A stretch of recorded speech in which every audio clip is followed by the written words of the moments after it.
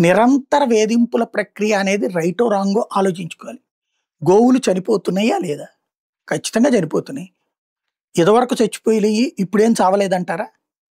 గోవులని చనిపోవడం అంటే నిర్వహణ లోపం అనాలా? లేదా సహజసిద్ధంగా జరుగుతాయి. ఎందుకంటే గవర్నమెంట్ ఆసుపత్రిలో మరణాలు ఎక్కువ ఉంటాయి ప్రైవేట్ ఆసుపత్రుల కంటే. ప్రైవేట్ ఆసుపత్రుల్లో రోగం మొదటి దశలోకెళ్ళి ట్రీట్మెంట్లు తీసుకుంటారు. ఇక అక్కడ బ్రతకడం అన్నప్పుడు తీసుకెళ్ళి ప్రభుత్వ ఆసుపత్రికి తీసుకెళ్ళటం అనేటటువంటిది ఒక ఆనవాయితీగా తయారైపోయింది. అందుకని ప్రభుత్వ ఆసుపత్రికి వెళ్ళినప్పుడు చనిపోతా ఉంటుంటారు. అందుకని ప్రభుత్వ ఆసుపత్రులు పనికిరాని అని కాదు. అట్లాగే తిరుమల తిరుపతి దేవస్థానం సంబంధించిన గోశాలలోకి వచ్చేటటువంటి ఆవులు భక్తులు విరాళంగా ఇచ్చేటటువంటి దాతలు ఇస్తే ఓ ప్రాబ్లం. అలా కాకుండా రోడ్ల మీద వదిలేసిన గోవులను అట్లా తీసుకొచ్చిన వాటిట్లలో అక్కడ ఒకదానికి వచ్చిన జబ్బు ఇంకో దానికి చేరుకోవడం అట్లాంటి వాటి వల్ల చావులు ఉంటాయి. అక్కడ ఉన్న వైద్యులు అదే పని మీదన ఉండాలి. వేరు చేయాల్సింది వేరు చేయాలి, సిస్టమేటిక్గా చేయాలి. అది జరక్క కొన్ని గోవులు చనిపోయినాయి అన్నటువంటిది భువన ఆరోపిస్తే దాని మీదన కంప్లైంట్, దాని మీద ఇప్పుడు పోలీసులు భూమనకి నోటీస్ ఇచ్చారు, విచారించి ఆయన అదే మాట కట్టుబడి ఉన్నారు.